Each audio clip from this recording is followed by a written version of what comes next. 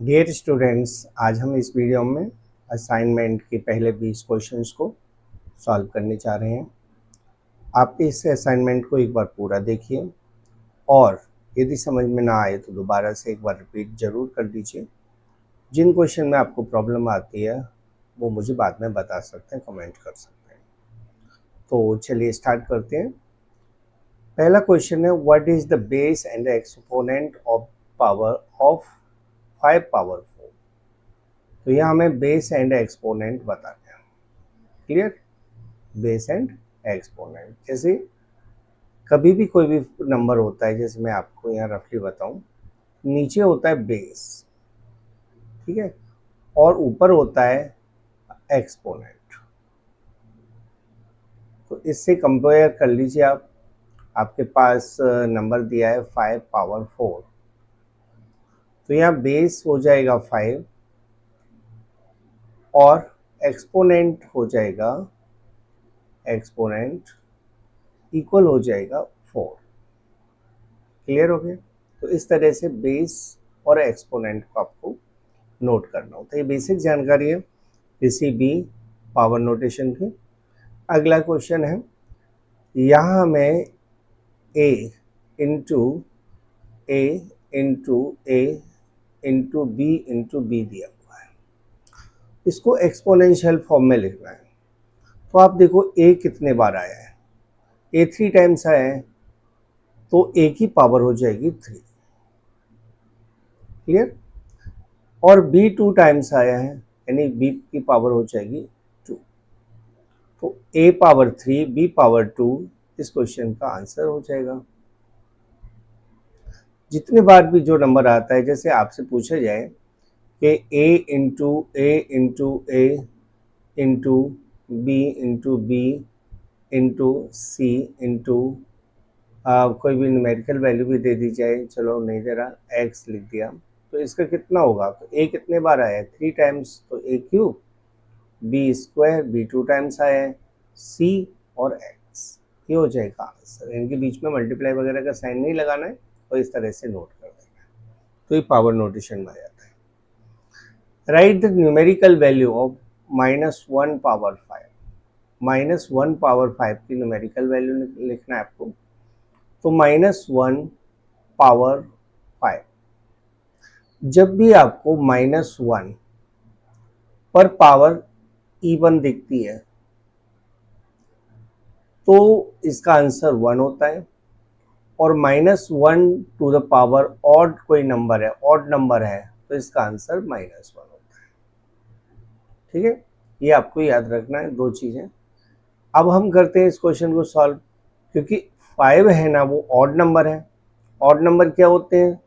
तो odd number को मैं बता देता हूँ आपको। ऑड नंबर होते हैं जो 2 से डिवाइड नहीं होते, जिनके एंड में 1, 3, 5, 7 और 9 आए एंड में, तो वो सभी नंबर्स होते हैं ऑड नंबर। इवन नंबर वो होते हैं जिनके एंड में 2, 4, 6, 8 या 0 आए। तो कोई भी नंबर के एंड में इनमें से कुछ आ रहा है तो इवन है, और इनमें से कुछ आ रहा है तो ऑड है। अब यहाँ 5 आ रहा है ना लास्ट में, तो इसका मतलब ये ऑड नंबर है। और ऑड नंबर में जब भी -1 पर पावर होते हैं वो माइनस में ही आती है। ठीक है, तो -1 इसका आंसर हो जाएगा। अगले क्वेश्चन को देखें, 10 टू द पावर 0। सॉल्यूशन, 10 की पावर 0, किसी भी नंबर पर पावर 0 होती है तो आंसर होता है 1। ठीक है, किसी भी नंबर पर पावर 0 होती है तो आंसर 1 होता है। हम इसको थोड़ा सा क्यों होता है इसको भी हम जान लेते हैं। जैसे 10 पर पावर 0 है, इसका मतलब हम कोई भी नंबर ले सकते हैं, यानी कि 10 पर पावर n माइनस n लिख सकते हैं। यानी कोई भी नंबर हो सकता है n माइनस n, n की वैल्यू कुछ भी हो सकती है, सेम वैल्यू होगी तभी 0 आएगा। तो माइनस कब करते हैं? जब डिवाइड में होता है, यानी 10 power n upon 10 power n।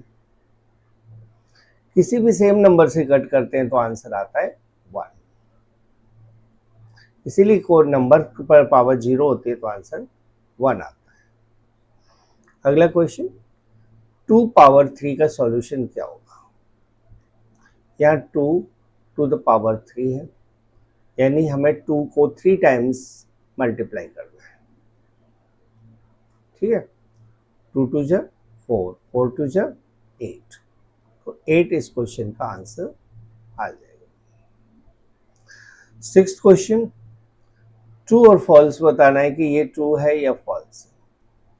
-2 to the power 4, यानी -2 को हमें 4 टाइम मल्टीप्लाई करना है। -2 इंटू -2 इंटू का साइन भी लगा लेता हूँ, चलो -2 इंटू -2, -4 टाइम आ रहा है, -4 टाइम आ रहा है यानी आंसर प्लस आएगा। तो 2 टू जा 4, 4 टू जा 8 टू जा 16, तो प्लस का 16 आंसर आ जाएगा, जो कि RHS के इक्वल है। तो ये ट्रू स्टेटमेंट है, ये स्टेटमेंट हो गया ट्रू। 7वां, यहाँ हमें 1 लाख को पावर नोटेशन में लिखना है। अब पावर नोटेशन में लिखेंगे तो आप ये देखिए 1 है, पहले पावर ऑफ 10 में लिखना है, तो 10 को कितने टाइम्स मल्टीप्लाई करोगे कि 1 लाख आएगा? तो क्लियर है, 10 into 10 into 10 into 10 into 10, right, 5 zeros है ना, तो 5 टाइम 10 को लिखा जाएगा, और जितने बार 10 को लिखा गया है उतनी ही उस पर पावर आ जाएगी, तो 10 टू द पावर 5 इसका आंसर हो जाएगा। ओके, चलिए next question, state the general law of multiplying power with the same base NA into NB। NA into NB को हम देखें तो N to the power A into N to the power B। जब base same होता है, जब base same होता है तो पावर को ऐड कर देते हैं।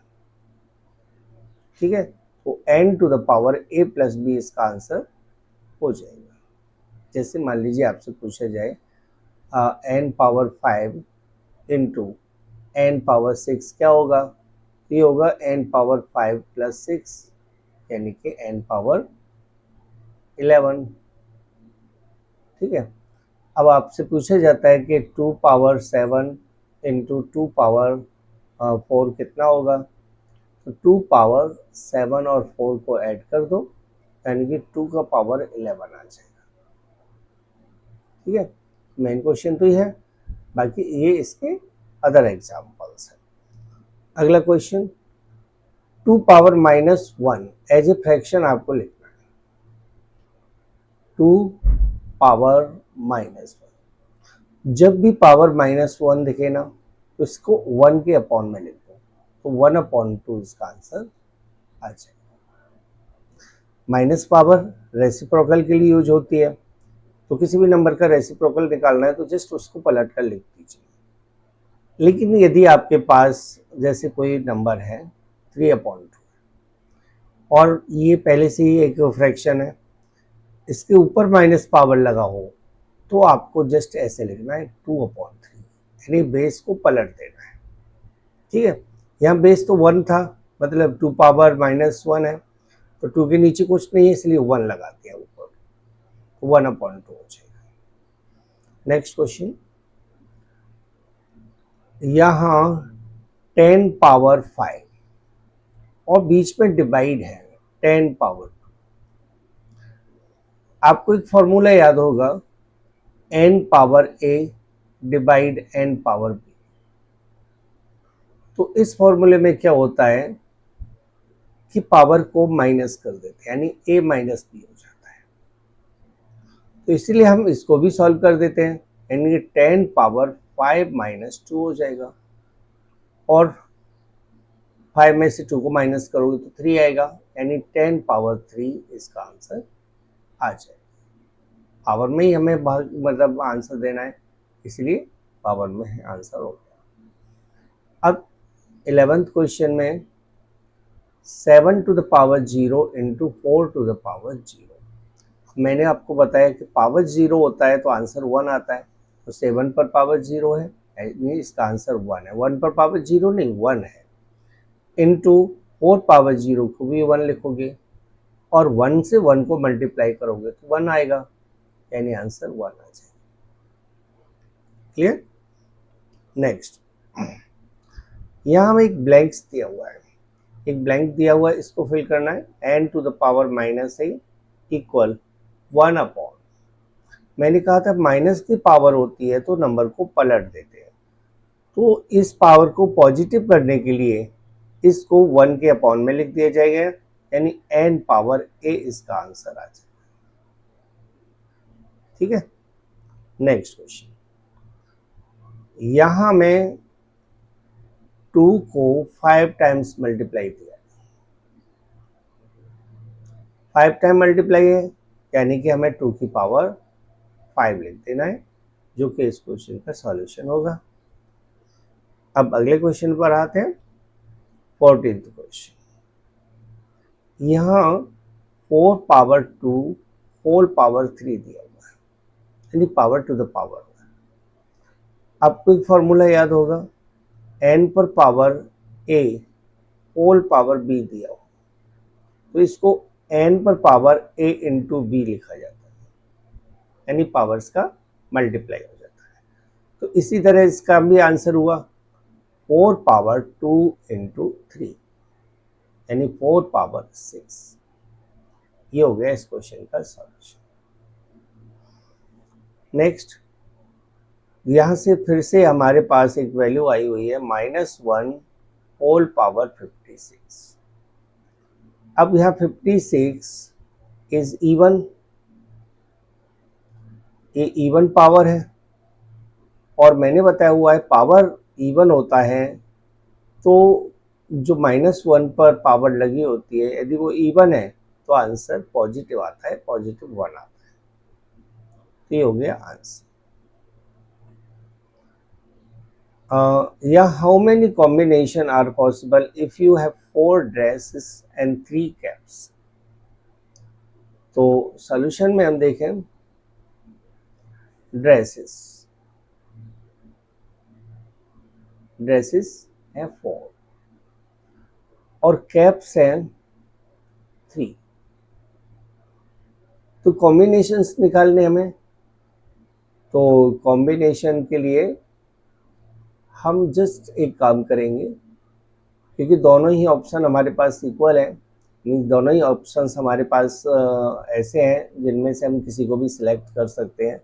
जैसे 4 ड्रेस है तो हम ड्रेस में से 4 टाइम्स सिलेक्ट कर सकते हैं, और 3 कैप्स हैं तो हर ड्रेस के साथ एक कैप हो सकता है, यानी 3 टाइम्स इसको भी मल्टीप्लाई कर देते हैं, 4 3 जा 12,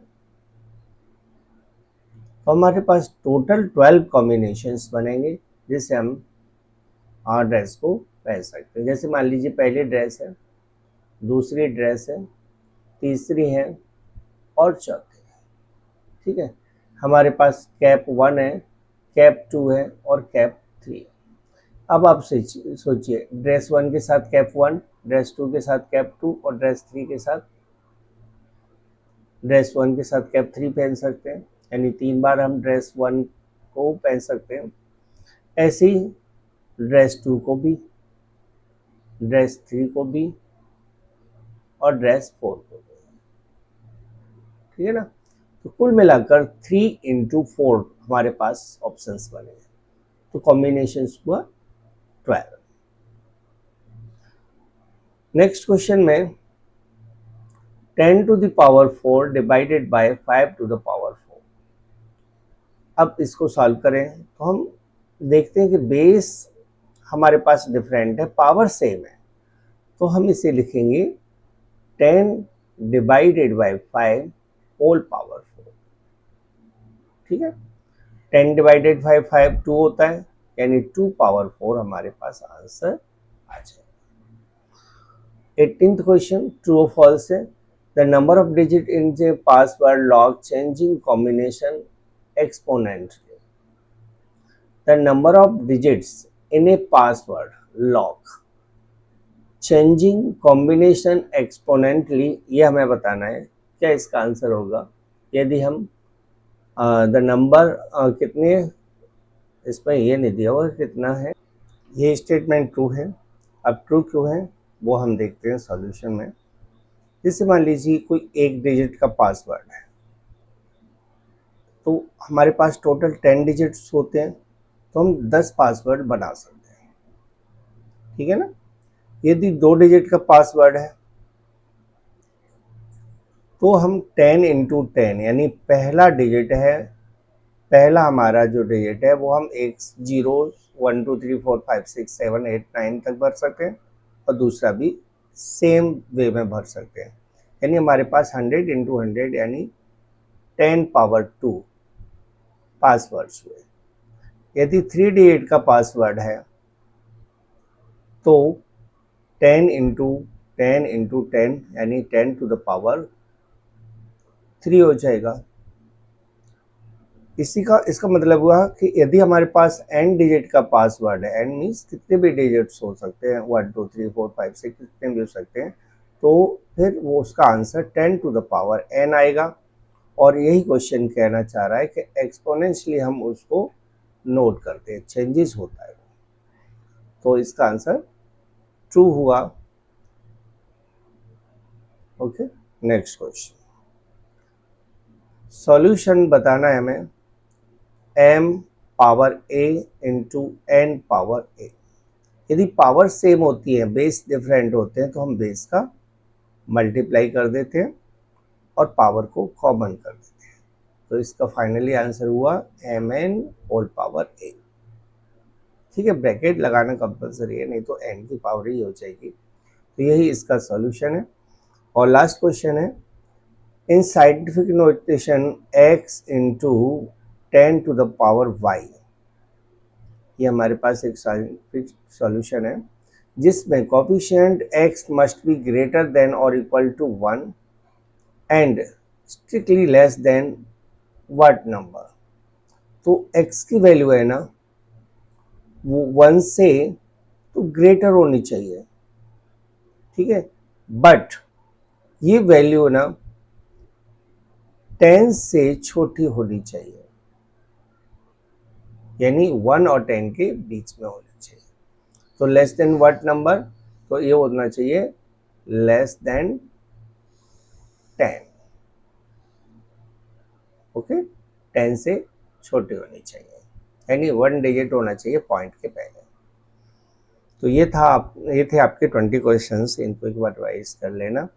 बाकी असाइनमेंट का सेकंड पार्ट 1 मार्क क्वेश्चन थे, सेकंड पार्ट 2 और 3 मार्क्स क्वेश्चन मैं अगली वीडियो में कराऊंगा।